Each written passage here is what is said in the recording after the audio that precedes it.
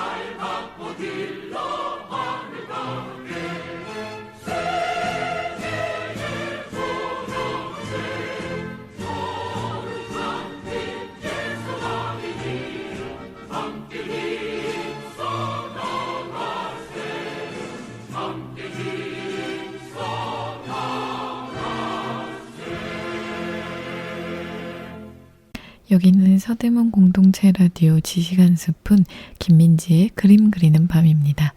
방금 듣고 오신 첫 번째 곡은요. 정인보 작사, 윤용하 작곡의 광복절 노래였습니다.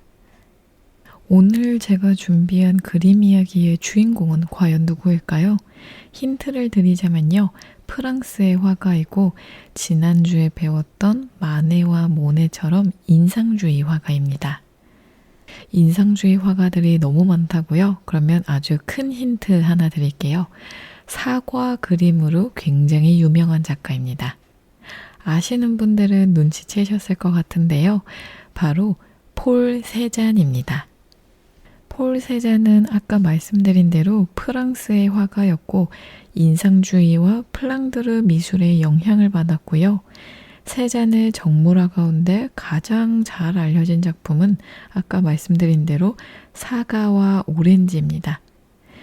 이 작품은요, 무미건조한 주제를 위대한 미술로 끌어올렸는데 말년에는 목욕하는 사람들처럼 몽환적으로 채색된 누드와 습작을 주로 그렸다고 해요. 또 사물의 본질적인 구조와 형상에 주목하여 자연의 모든 형태를 원기둥과 구, 원뿔로 해석한 독자적인 화풍을 개척하기도 했습니다. 추상에 가까운 기하학적인 형태와 견고한 색채의 결합은 고전주의 회화와 당대의 발전될 미술 사이에 연결점을 제시했고요.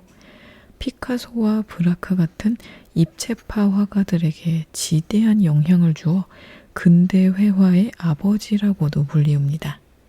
자, 이러한 폴 세잔에 대해서 알아보도록 하겠습니다. 우선 그의 생애부터 짧게 알아볼 텐데요.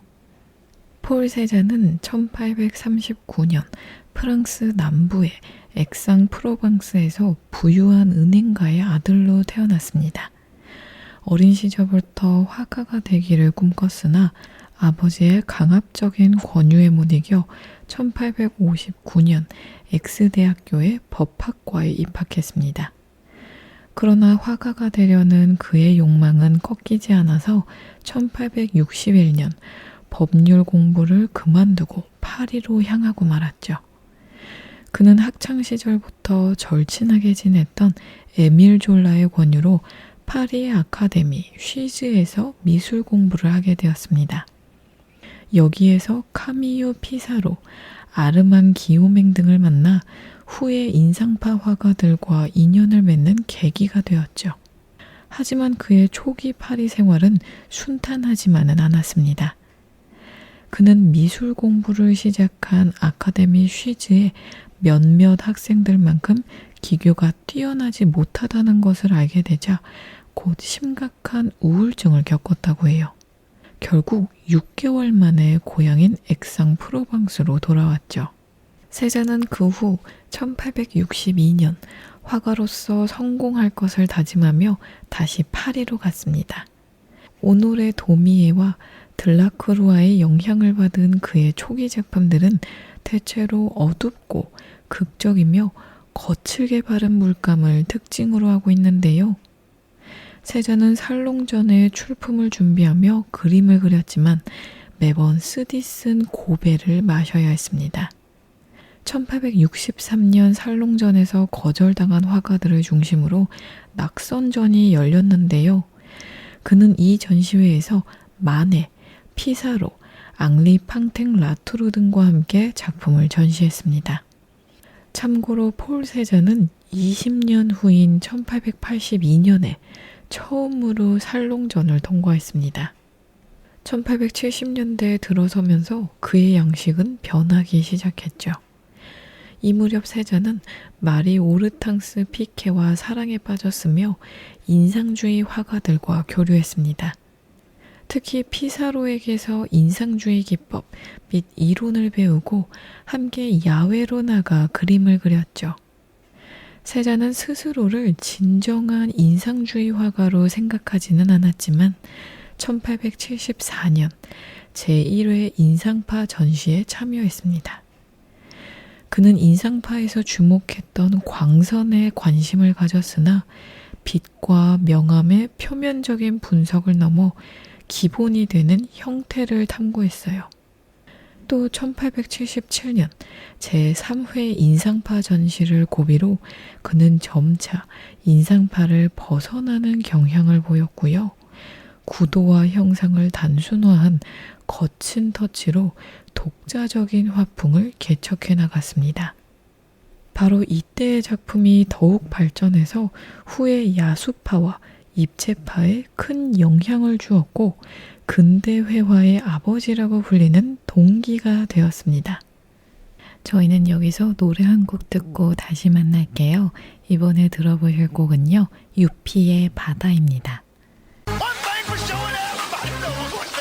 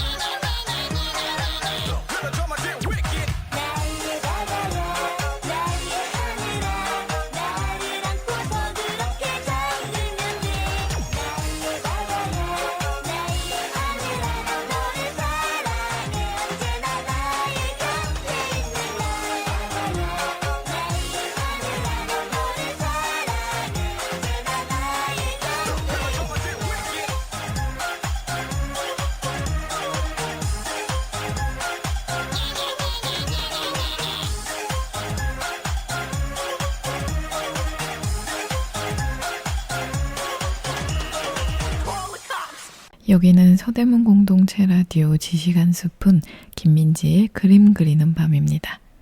방금 듣고 오신 곡은요, 유피의 바다였습니다. 이어서 세자는 1886년 에밀 졸라와의 오랜 우정의 종지부를 찍었습니다. 왜일까요? 그것은 바로 졸라의 소설, 작품이었기 때문인데요. 세자는 이 소설의 주인공이 실패한 천재 화가 클로드 랑티에가 바로 자신을 모델로 한 것이라고 생각하고 그와 완전히 결별했습니다. 또 1895년에 세자는 화상 볼라르의 기획으로 첫 개인전을 열어 좀 더 많은 대중에게 이름을 알렸습니다. 말년에 그는 고향인 액상프로방스에 돌아와서 작품에만 몰두했고 1900년경부터는 재능과 독특한 화풍이 널리 알려지기 시작했습니다.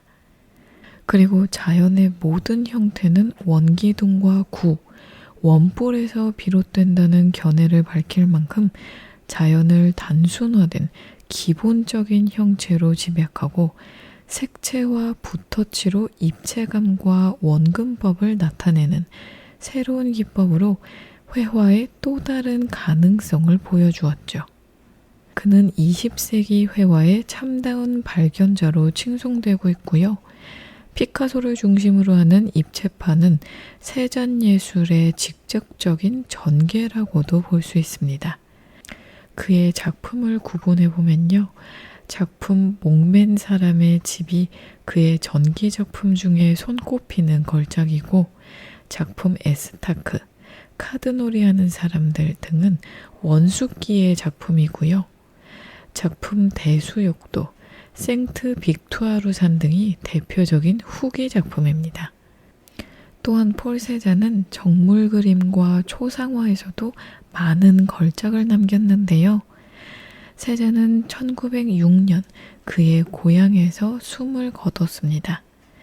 1907년 개최된 대규모 회고전은 젊은 아방가르드 미술가들에게 강렬한 인상을 주었고 세잔의 작품은 현대미술의 발전에 지대한 영향을 끼쳤습니다.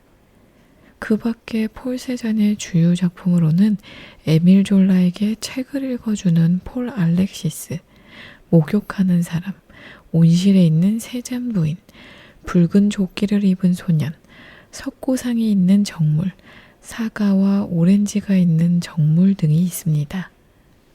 자, 이렇게 폴 세잔의 생애를 간략하게 알아봤는데요. 지금부터는 폴 세잔의 그림 변화 양상과 미술사적인 의미 등을 알아보는 시간 가져보도록 하겠습니다. 폴 세잔의 미술사적 흐름을 얘기하려면요. 에밀 졸라의 친구 이야기가 빠질 수 없습니다. 폴 세잔은 부르봉 학교에서 처음으로 에밀 졸라를 만났고요. 파리로 가서 졸라가 살던 판테옹 지역 근처에서 생활하면서 카미유 피사로와 같은 작가들을 만났습니다. 이는 세잔이 리얼리즘과 인상주의를 접하게 하는 중요한 계기가 되었습니다. 이 이야기는 폴 세잔의 생애에서도 짧게 나왔었죠. 당시 파리는 조르주 외젠 오스망하에서 이미 재개발과 도시화가 진행되고 있었고 이 지역도 예외는 아니었습니다. 액상프로방스 출신인 세잔은 남부의 사투리와 매너로 파리인들에게는 여전히 낯선 존재였다고 해요. 이러한 철저한 이방인으로 파리의 도시 생활과 아방가르드 미술에 적응하면서 세잔이 그린 초창기의 그림들은 오이디푸스 콤플렉스를 연상시키는 어둡고 폭력적이고 낭만적인 범주의 주제들이 대부분이었습니다. 폴 세잔이 에밀 졸라의 권유로 다녔던 아카데미 스위스는 본래 스위스 아저씨가 젊은 작가들이 인체 드로잉을 연습할 수 있게 만든 스튜디오였으며 일정 금액 돈을 지불하면 여자와 남자의 인체 드로잉도 그릴 수 있었다고 합니다. 이곳에서 세자는 모네나 피사로, 르누아르 등과 같은 미술가들을 만났고 그중 같은 고향 출신인 아쉬유 앵페레르와 가깝게 지냈다고 해요.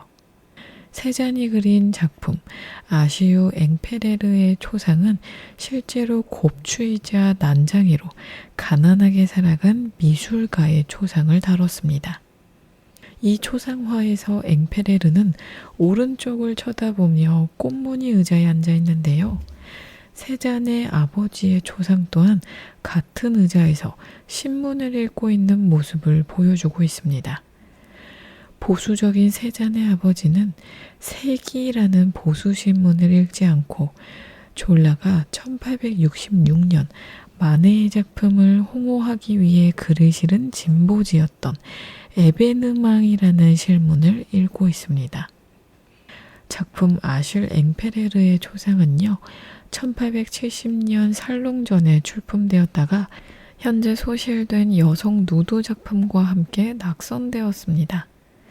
동시대의 풍자 화가들에게는 관심의 대상이 되었던 세잔의 두 작품은 이 초상에서 보이는 투박한 앵페레르의 손과 평면적인 정면성, 실체가 없는 몸의 형태에서 보이는 조화함으로 오늘날 우리가 보더라도 충격적이죠. 지금 봐도 충격으로 다가오는 사람도 있을 텐데 그 당시에는 얼마나 더 충격적이었을지 감흥이 안 오네요. 저희는 여기서 노래 한 곡 듣고 이어서 이야기 나눠볼게요. 이번에 들어보실 곡은요, 조정석의 아로하입니다.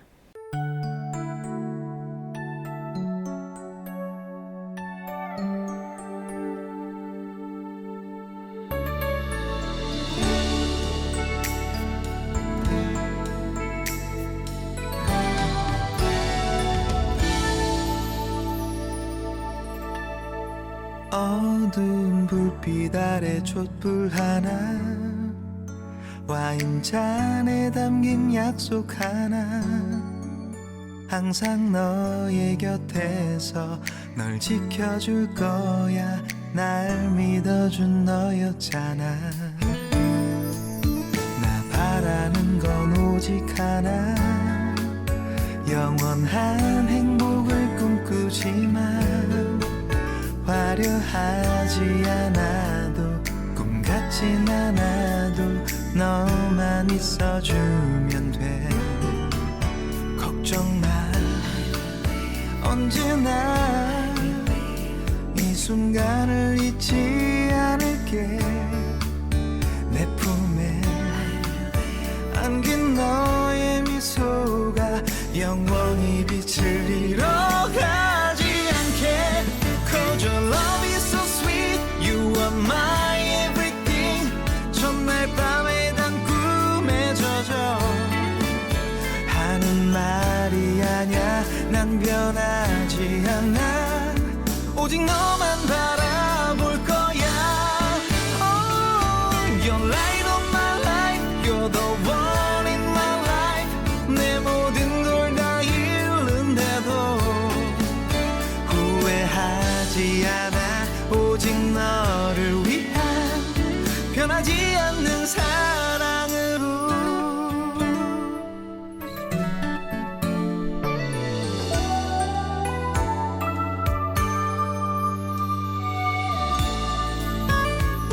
나 바라는 건 오직 하나, 영원한 행복을 꿈꾸지만 화려하지 않아도 꿈 같진 않아도 너만 있어주면 돼. 약속해, 힘들 때 너의 그늘이 되어줄게.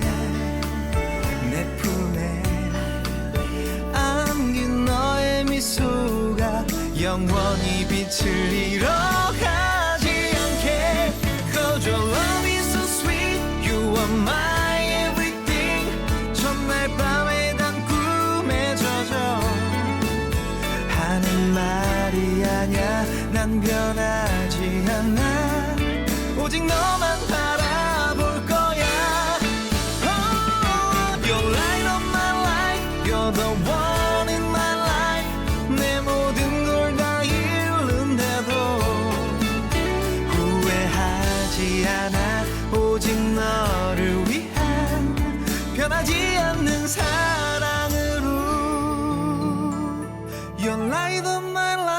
You're the one in my life 내 모든 걸 다 잃는데도 후회하지 않아 오직 너를 위한 변하지 않는 사랑으로 All I ever want is your love.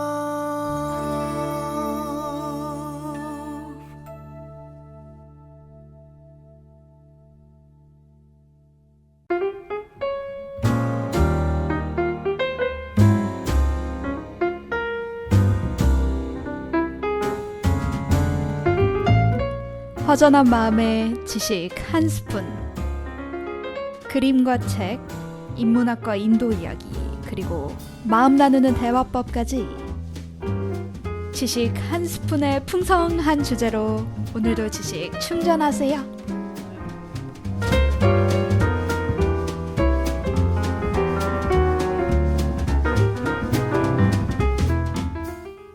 여기는 서대문 공동체 라디오 지식 한 스푼 김민지의 그림 그리는 밤입니다.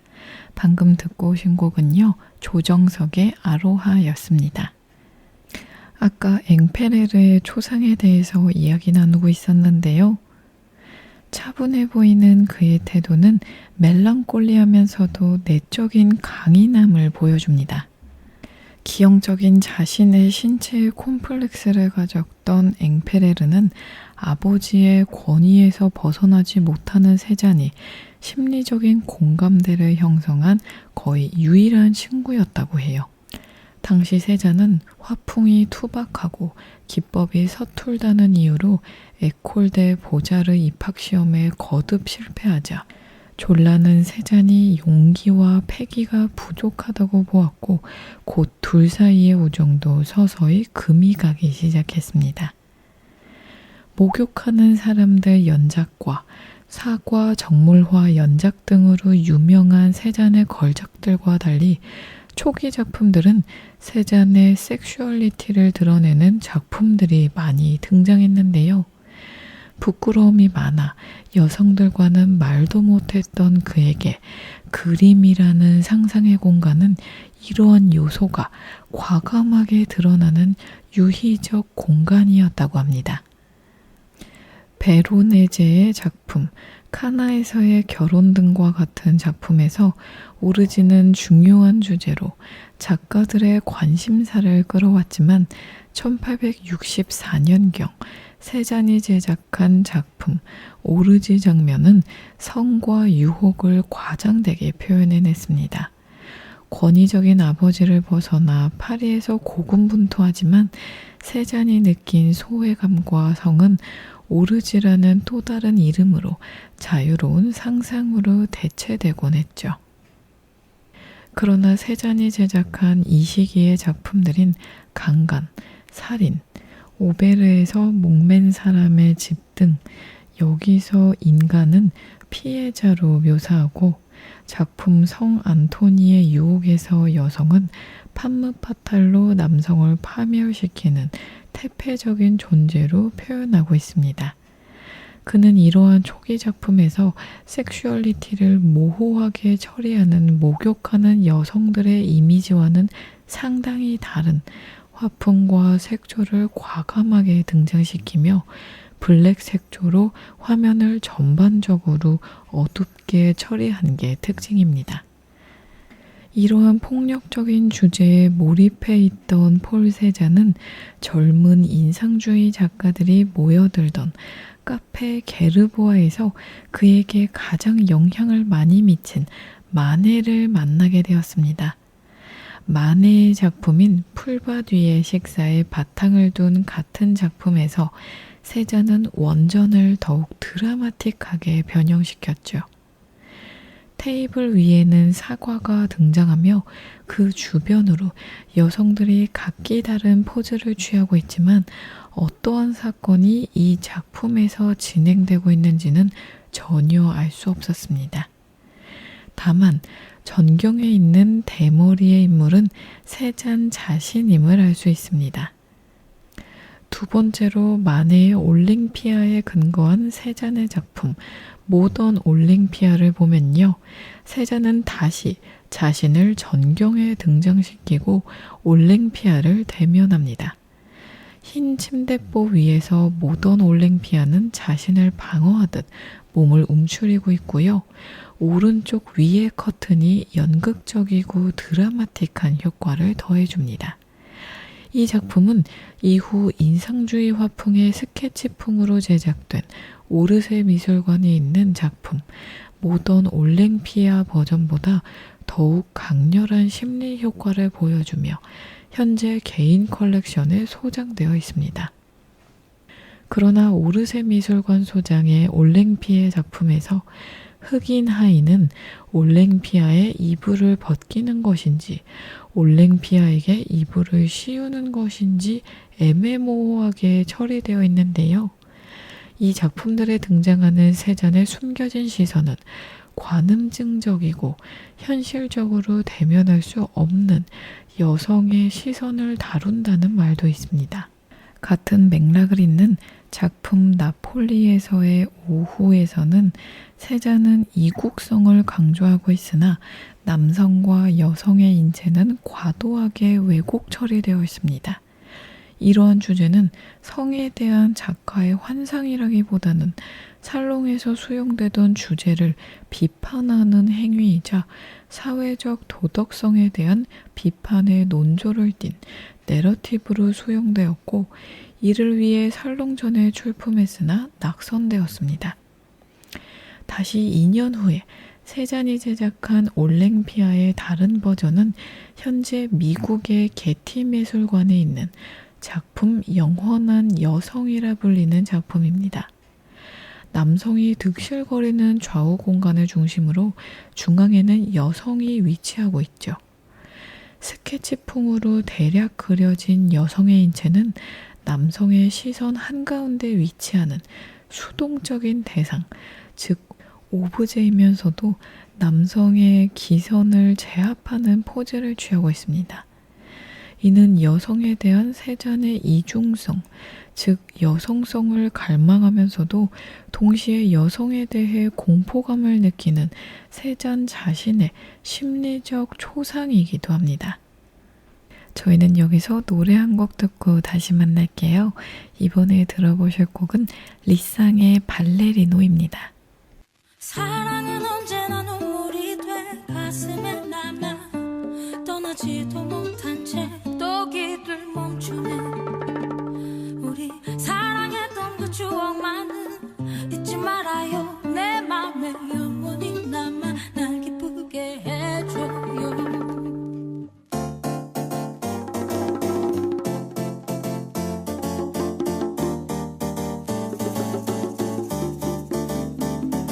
나를 위해 노래를 불러줘 그녀에게 들리게 사랑도 미련도 다 가져가라고 나를 위해 소리를 질러줘 그녀에게 전해줘 오늘도 내일도 날 찾지 말라고 모든 게 어색했어 너와 처음 밥을 먹을 땐 밥풀이 입가에 묻을까 수저를 입에 넣을 땐 신경이 쓰이고 또 함께 걸을 땐 발을 맞춰야 할지 어깨를 감싸야 할지 어디로 가야 할지 여자는 알았어도 사랑은 잘 몰랐기에 나의 뒤에 쫓아오듯 따라오는 너를 위해 조금 느리게 걸어주면 사랑은 시작됐지 낭만도 없고 구멍난 양말처럼 되는 대로 살아와 망망대해 갔던 나의 삶에 또 다른 세상을 보았어 난 너무 좋아서 온종일 웃고 다녔어 사랑은 언제나 눈물이 돼 가슴에 남아 떠나지도 못한 채 또 길을 멈추네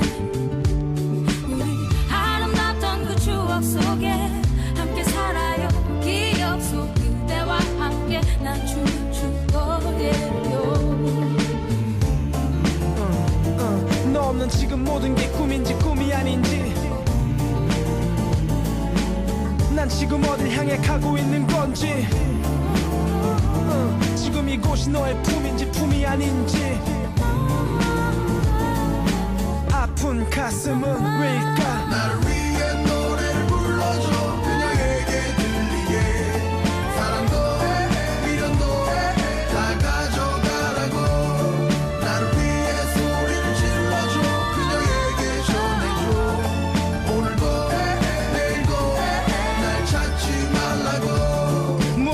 지켜야 하는 건 그곳에 지쳐도 미쳐야 하는 건 그래 난 너에게 미쳤었지 난 네가 원할 땐 언제나 춤을 추던 발레리노 그 모습에 웃던 네 얼굴이 다 빨개지고 어둠도 환해지고 세상은 돌고 돌아도 우리는 그러지 않기로 서로의 곁에 오래 남기로 한 길로 같이 가기로 그렇게 약속했지 하지만 홀로 남아 슬픈 음악에 억지로 남아 춤을 춰봐 불 꺼진 놀이동산에 웃고 있는 회전목마 그처럼 죽은 듯 웃으며 네가 올까 미련을 가져본다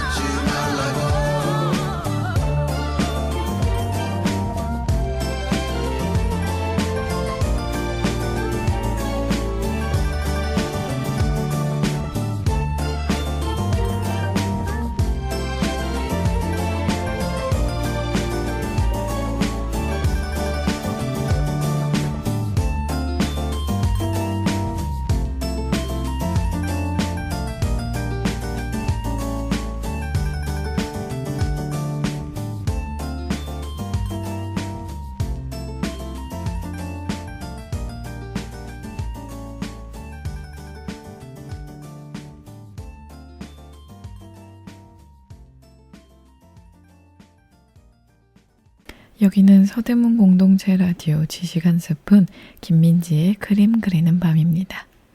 방금 듣고 오신 곡은 리쌍의 발레리노였습니다. 제가 지금 녹음을 하면 할수록 목이 갈라지고 목이 점점 잠겨오는데요. 여러분들 제가 열감기 때문에 그러니까 조금만 양해해 주시면 감사하겠습니다.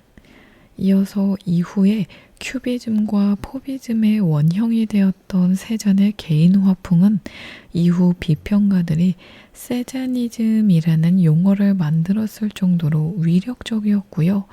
자연을 기하학적인 형태로 파악하려던 세잔의 영향력은 20세기 초기 미술을 좌지우지했습니다.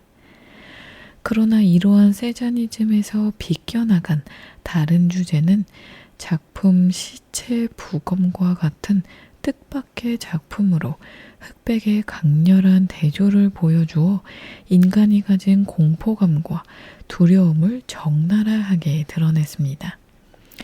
이 작품은 당시 대중적인 인지도를 얻기 시작한 에밀 졸라가 쓴 작품 테레즈 라탱에서 영향을 받은 것으로 이 글에서 주인공은 비도덕적인 존재로 살인을 일삼고 결국 자살을 택하는 비극적인 내용을 다룬 책입니다. 그러나 이러한 내러티브를 세잔의 초기 경향과 세잔이 처했던 상황과 연관시켜 작품 B의 막달라 마리아는 세잔의 걷잡을 수 없는 본능과 충동을 잡아주는 모럴의 상징으로 읽혔습니다. 또한 바니타스적 의미를 띤 작품 해골, 촛대와 책은 당신의 죽음을 기억하라는 서구의 메멘토 모리의 전통 내에서 수용되었죠. 팔레트 나이프를 사용해서 넓게 바른 작품 해골, 촛대와 책은 바그너의 음악으로 세잔을 감동시킨 음악가인 하인리히 모르스타트에서 선물로 제작된 작품이었습니다. 감정이나 시각을 자극하는 세잔의 초기 작품들은 대개 폭력적인 주제가 많이 등장하지만 1880년대 이후로 세잔이 실험하는 현대 미술의 모태들은 이러한 내러티브를 제거해서 자연을 기하학적으로 접근하는 과정을 보여주었습니다. 1885년도에 제작된 작품 엉덩이에 손을 걸친 남자에서 세자는 이제 실제 모델 대신 사진을 보고 남자의 포즈를 면밀하게 관찰하고 남성과 여성이 가진 섹슈얼리티를 제거하기 시작했습니다. 이것은 세잔의 미술이 스토리텔링에서 벗어나 추상으로 이동해가는 현대 미술의 흐름에 있었다는 것을 잘 보여주고 있습니다. 그 후 폴 세잔은 1880년대 초부터 약 10년간 프로방스에서만 머물며 작품 활동을 이어갔습니다. 이 시기에는 보다 성숙한 작품 세계를 완성해 나갔는데요. 파리 중심의 인상주의자들에게서 벗어나 그만의 새로운 세계를 형성한 것이죠. 오르탕스의 남동생이 소유한 에스타크의 생트 빅투아르 산이 보이는 집에 머물면서 그린 그림들에는 깊은 공간과 평면적인 구도를 동시에 표현한 새롭고 흥미로운 특징을 나타내고 있습니다. 1886년은 세잔과 그의 가족에게 전환점이 되는 해였는데 이 해에 오르탕스와 결혼한 세잔은 아버지가 사망하며 물려준 유산으로 넉넉한 생활을 지속할 수 있었다고 해요. 그리고 자신의 친구 에밀 졸라가 그의 소설 작품에서 자신을 실패한 화가로 묘사한 데에 분개하여 오랜 우정을 끊어버렸습니다. 그 후 1890년 이후 세잔은 죽을 때까지 크고 작은 사건들에 시달리며 당뇨병을 앓기 시작했고 작품에 더욱 몰두하여 가족과 친구들에게서 멀어져 은둔자처럼 지냈다고 합니다. 그의 작품들은 널리 알려지게 됐지만 실제 만나는 사람은 극소수였던 터라 마치 전설적인 인물처럼 표현되기도 했다고 해요. 가족과의 관계를 회복하기 위해 스위스로 여행을 떠나기도 했지만 결국 별거에 이르렀습니다. 1895년부터는 생트 빅투아르 산의 오두막집을 빌려 다양한 그림을 그려나갔는데 이 시기의 작품들은 입체파 양식에까지 영향을 주었습니다. 또한 같은 해 파리에서 화상 볼라르의 갤러리에서 생애 단 한 번의 개인전을 개최했죠. 100여 점이 넘는 작품이 전시되었고 인상주의 특성을 가졌으면서도 지적이고 야성미 넘치는 작품을 그려낸 세잔은 많은 관심을 받았습니다. 1899년과 1900년의 전시회 참여 이후 마침내 여러 미술관이 그의 작품을 수집하기 시작했습니다. 카유보트 컬렉션은 파리의 릭상부르 미술관에서 세잔의 작품 2점을 전시했고 베를린 국립미술관은 세잔의 풍경화 1점을 구입하기도 했습니다. 보통 작가들이 사후에 유명해진다는 말이 있는데 폴 세잔은 생전에도 정말 인기가 많았었네요. 저희는 여기서 노래 한 곡 듣고 다시 만날게요. 이번에 들어보실 곡은 거북이의 비행기입니다.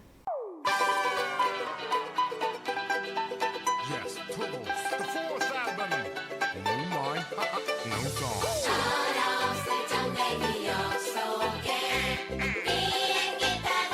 Yeah, let's go. 하늘 위로 훨훨 날아가겠죠.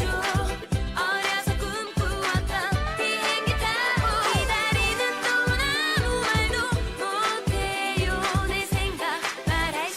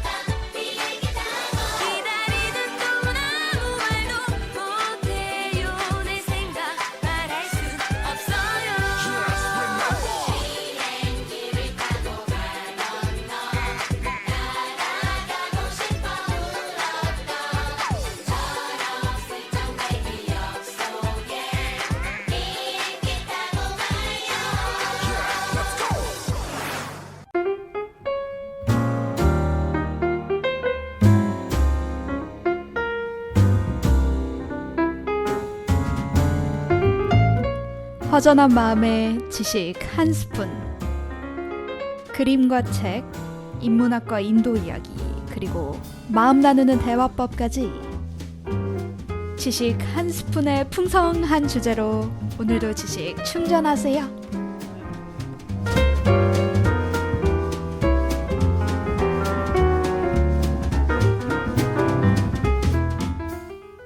여기는 서대문 공동체 라디오 지식 한 스푼 김민지의 그림 그리는 밤입니다. 방금 듣고 오신 곡은 거북이의 비행기였습니다. 그 이후 젊은 미술가들은 세잔을 존경하게 되었고 상징파 화가였던 모리스 드니는 세잔의 정물화를 보면서 감탄하고 있는 미술가들을 주제로 한 작품 세잔에게 바치는 경이라는 작품을 그렸습니다. 풍경과 거대한 누드들을 성공적으로 결합한 뛰어난 연작, 수육도는 20세기 화가들에게 깊은 영감을 주어 피카소는 이 작품을 본떠 아비뇽의 처녀들을 그렸다고 해요. 우리가 아는 그 피카소의 대작 아비뇽의 처녀들이 세잔의 수육도, 목욕하는 사람들을 보고 그린 작품이라니 저는 이거를 몰랐는데요. 정말 놀랍습니다. 오랜 당뇨병이 악화된 세잔은 1906년 10월 야외에서 그림을 그리다가 소나기를 만나 심한 독감과 폐렴에 걸리게 되었는데 끝내 회복하지 못하고 며칠이 지나 사망했습니다. 폴 세잔이 죽은 다음 해에 그의 작품들을 회고하는 대규모 전람회가 파리의 가을 살롱전에서 열려 많은 찬사를 받았다고 합니다. 자, 이렇게 폴 세잔의 그림이 변화하는 양상을 시기별로 알아봤는데요. 이제는 그의 대표 작품 몇 개를 알아보도록 하겠습니다. 우선 그의 대표 작품 중에 하나인 카드놀이 하는 사람들을 알아보도록 하겠습니다. 이 작품은 견고한 구성과 대칭의 구도를 통해 카드놀이를 하는 두 인물의 긴박한 대립 상황을 잘 묘사하고 있는 작품입니다. 세잔은 1890년부터 1896년 사이에 카드놀이를 하는 사람들이라는 주제로 5점의 작품을 그렸다고 해요. 먼저 그려진 작품에는 5명 혹은 4명의 사람들이 카드를 앞에 두고 자리에 앉거나 카드놀이를 구경하고 서 있는 풍경입니다. 나중에 세 작품은 2명의 남자가 카드놀이에 집중하는 모습을 표현하고 있죠. 그 밖의 모델은 1명만 쓴 유체 습작과 수체 대생도 있습니다. 세잔은 이 연작들을 통해 다양한 조형 실험을 하였음은 물론 기법상의 진전을 보여주었습니다. 파리 오르세 미술관에 소장되어 있는 이 작품은 그중 가장 완성도가 높은 작품으로 카드놀이에 몰두하는 두 사람의 극적인 대결을 시간이 정지된 연극의 한 장면처럼 연출하고 있습니다. 테이블 한가운데 수직으로 기다란 술병이 놓여 있고 이것을 축으로 해서 화면은 공평하게 둘로 나뉘어져 있는데요. 화면 속의 두 남자는 인생에서 가장 중요한 선택과 실행의 순간에 처한 듯 그 모습이 굉장히 진지하고 결연해 보이기까지 합니다. 세잔은 황토색과 갈색 계열의 색조로 화면에 통일감을 주었고 견고한 구성과 대칭의 구도를 통해 두 인물의 긴박한 대립 상황을 묘사했습니다. 화면 중심에 모인 두 사람의 손과 손에 쥔 카드들, 서로 대칭을 이루고 있는 팔, 휘어진 등의 곡선, 그리고 2개의 모자에서 거울에 비추인 모습을 보는 것 같은 완벽한 균형감을 발견하게 됩니다. 화면 왼쪽의 인물이 좀 더 어둡게 칠해졌지만 입에 문 파이프와 셔츠 깃, 그의 손에 든 2장의 카드에서 보이는 뚜렷한 흰색은 명암까지도 세세하게 고려한 그의 일면을 엿볼 수 있죠. 이 작품은 일상의 평범한 카드놀이를 영속적이고 항구적인 조형의 결정체로 만들었습니다. 그것은 사물의 본질에 천착하는 그의 예술 태도와 이를 위해 철저히 몰입하고 헌신하는 작업 방식에 기인합니다. 그는 하나의 정물화를 완성하기 위해 100회의 작업을 하였고 초상화를 그릴 때에는 모델을 150번이나 자리에 앉혔다고 합니다. 마치 벽돌을 쌓아 올리듯 우직하고 충실하게 화가로서의 길을 걸었던 세자는 카드놀이에 몰두하는 두 사람의 팽팽한 대결처럼 자신의 작품을 상대로 끊임없는 투쟁을 이어나갔다고 볼 수 있습니다. 그리고 폴 세잔 하면 다들 많이 아시는 작품 사과 정물화가 있죠. 제대로 된 풀네임의 작품명은 사과와 오렌지입니다. 이 작품은 현재 파리 오르세 미술관에서 소장 중이고요. 크기는 74cm 곱하기 93cm입니다. 폴 세잔의 정물화는 미술의 역사에서 매우 독특하면서도 중요한 의미를 지니고 있는데요. 이는 특히 구도와 시점에서 두드러집니다. 가령 이 작품을 언뜻 살펴보아도 왼쪽에 놓인 과일 접시와 중앙에 놓인 솟아오른 과일 그릇, 그리고 오른편에 장식이 새겨진 화려한 포트의 시점이 각기 다르다는 것을 알 수 있습니다. 하나의 시점에서 대상을 포착해야 한다는 전통적인 원근법에서 벗어나 복수화된 시점에서 대상을 묘사하는 이러한 독특한 방식은 입체주의를 비롯해 이후 전개되는 현대미술에 큰 영향을 끼쳤습니다. 이 작품은 세잔의 정물화 가운데 가장 화려함을 자랑하는 작품 중의 하나로 화가는 각 정물들에서 발산되는 풍성함과 다채로움을 매우 예리하게 포착하고 있습니다. 특히 이 작품에서는 이전의 화면의 구성을 안정감 있게 만들어 주었던 장치들, 이를테면 테이블의 직사각형 틀이나 뒤쪽에 위치한 벽이 주는 평면감은 사라져버린 대신 풍성하게 접힌 식탁보와 소파의 천이 공간 전체에 드리워져 있습니다. 그 결과 전통적으로 수직 수평적 구성이 보여주던 안정된 느낌을 벗어나 마치 정물이 화면 중심으로 쏠리는 듯한 역동적인 구성 효과를 보여주고 있습니다.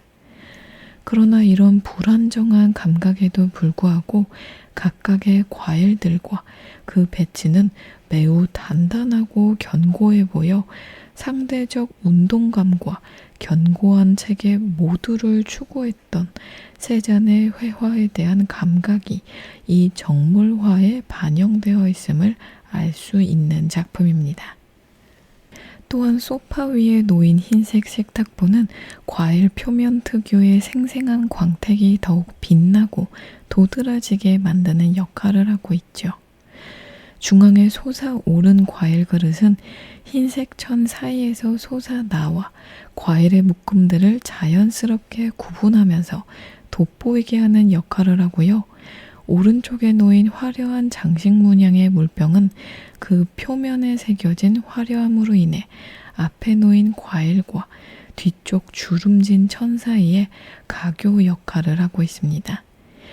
이 그림에는 무언가 대상들이 빼곡히 들어차 있어 풍부한 경물들의 모양과 색의 화음을 이루는데 마치 숲과 바위들로 빼곡히 채워진 그의 풍경화처럼 느껴지지 않나요? 이는 흔히 볼 수 있는 어떤 실내 풍경이라기보다는 화가가 목적에 따라 인위적으로 배치해 놓은 결과로 그린다는 것은 단순히 대상을 모방하는 것이 아니라 여러 관계 사이에 화음을 포착하는 것이라고 말한 세잔의 평소 생각을 엿볼 수 있는 구성입니다. 정물 각각의 고유한 색채는 작은 색면들로 이루어져 있는데 이 색면들이 겹쳐지면서 대상은 입체감을 갖게 되죠. 작품 사과와 오렌지가 어렸을 때부터 보면 뭔가 쏟아질 것처럼 불안한데 또 견고하고 단단해 보이는 이유가 바로 여기에 있었네요.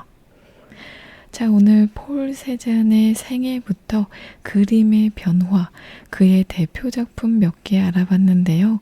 오늘 좀 즐겁고 유익하셨을까요? 저는 다음 주에도 재미있고 유익한 그림 이야기 가지고 여러분들 찾아뵙도록 하겠습니다. 지금까지 서대문 공동체 라디오 지식한 스푼 김민지의 그림 그리는 밤이었습니다.